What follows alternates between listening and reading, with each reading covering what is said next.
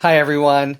Harry here to talk about the administration's doublespeak with respect to Elon Musk, who we all know has been playing, I've been calling him mini-me, but he's certainly been playing a humongous role so far in the Trump administration.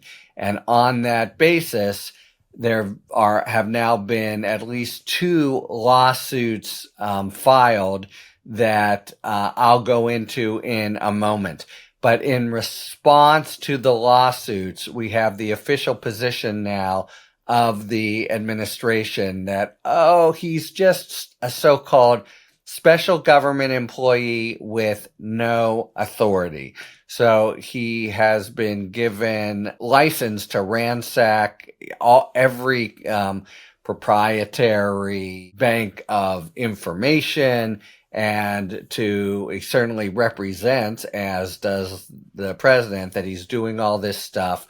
But now the official position in court and for the press secretary, he's just kind of an advisor. He's, we call him a special government employee. Maybe Trump calls him up from time to time, whatever. So there is a challenge that to his basic authority that questions like that are going to turn on.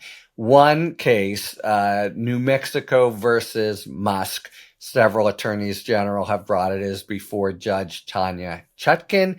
You will remember her as the judge that presided over the January 6th criminal prosecution of Trump before that was dismissed. And she basically, in a hearing, was very skeptical about the government's efforts to sort of recharacterize and trivialize Musk's huge role. As she puts it, this is essentially a private citizen directing an organization, that's DOGE, that's not a federal agency, that has access to the entire workings of the federal government to hire, fire, slash contracts, terminate programs, all without congressional oversight. So I don't think she is buying the notion that, he's just kind of sort of advisor, whispering some suggestions in the president's ear.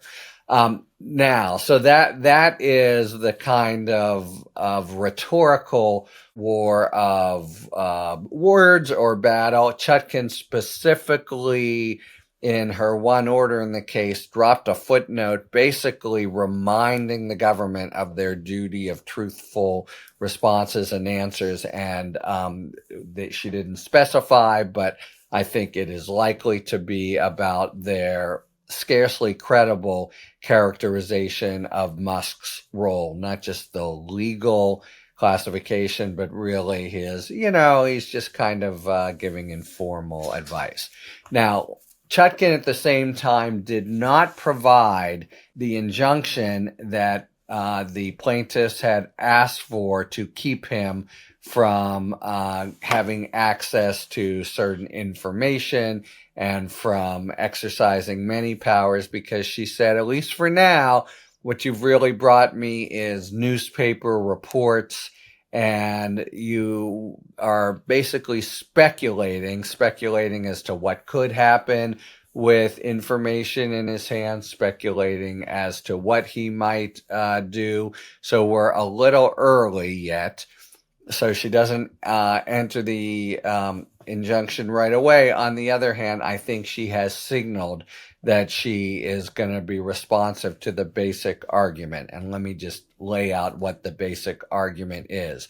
It's an interesting argument because it takes a page from conservatives' kind of hobby horse for many years. Indeed, the Trump administration right now in the Supreme Court, in the Office of Special Counsel case, they made an emergency appeal, and it is resting, if the court gets to it. There's a big procedural morass, but if the court gets to it, it's resting on this notion. And the notion is that the appointments clause The power to appoint that is provided in the Constitution basically sets out a structure of 3 kinds of officers under the Constitution.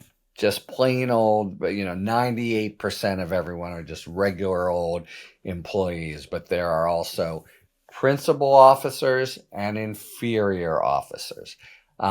This came up in the special counsel case where Donald Trump was saying, because Jack Smith has such unfettered authority, he's a principal officer. And the other position was, no, he's an inferior officer, and there's just a functional test. And the basic test is if you are, if somebody's between you and the president, more or less, I'm being loosey-goosey, but it's basically to express that it's functional and kind of a judgment call. However, if you are a principal officer, you must be subject to congressional confirmation. So the basic argument in these Musk cases is, come on, this guy is above everybody except the president. He's got all this authority that he's been given over even the cabinet officers, who are obviously principal officers under the Constitution.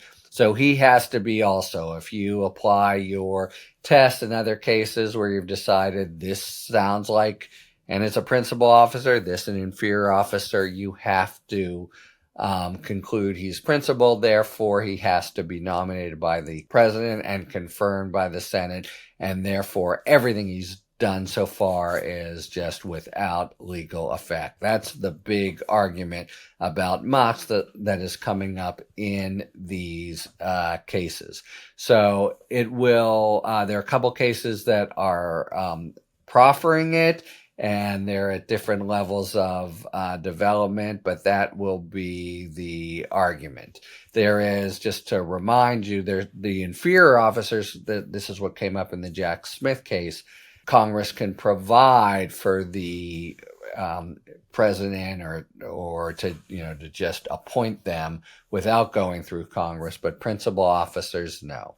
So the argument here that is being made in a couple different cases, this guy is a principal officer. Look at the authority he is exercising. Therefore, he's got to be subject to confirmation by Congress. He hasn't been, so forget everything. It's a fairly strong argument, I think. They can try to say, well, he's not principal, he's inferior, or maybe, oh, he's just an advisor. He's neither fish nor fowl. That's going to be the kind of fight, and that's why the representation in court and by the press secretary that, oh, he's just this, kind of folksy uncle there to provide some advice, really matters, because it could be pivotal to the issue of whether or not he has to be nominated and confirmed. Okay, so the basic notion is you see the administration backpedaling and trying to minimize the discretion of Musk. You see people moving forward and trying to state it in its full terms, as it seems to be, as he's done, given the authority he's exercised, and say there's an appointments clause challenge. As of now, they haven't been able to make a showing to Judge Chutkan and another judge as well that makes the court say stop everything and then we'll determine who's right or who's wrong. But the issue is still going forward, will be determined, and is a fairly serious challenge, I think, to the whole kind of weird role that Musk has as something like a co-president. So there you have it. Follow the cases, but also follow the administration's two-step on the authority he's given and how he's all the things he's doing on the one hand, and the way they describe it in namby-pamby kind of informal terms on the other. Talk to you later. Thanks for tuning in. If you enjoyed this video and other Talking Feds content, please take a second to like and subscribe. Talk to you later.